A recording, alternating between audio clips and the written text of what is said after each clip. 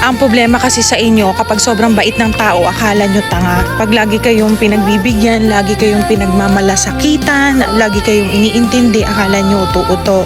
Hindi nyo alam, may mga tao lang talagang mahaba ang pasensya sa mga katulad nyong makikitid ang utak. Imagine ninyo, nagmamalasakit na yung tao sa inyo, tatawagin nyo pang tanga, aabusuhin nyo pa.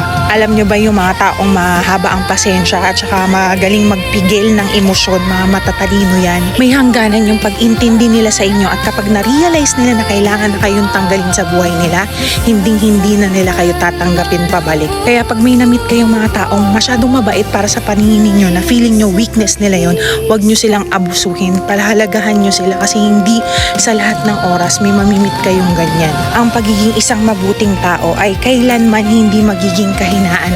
Pinagpapala ng Diyos ang mga yan. At kayong mga abusado, tingnan nyo, lagi kayong napag-iiwanan.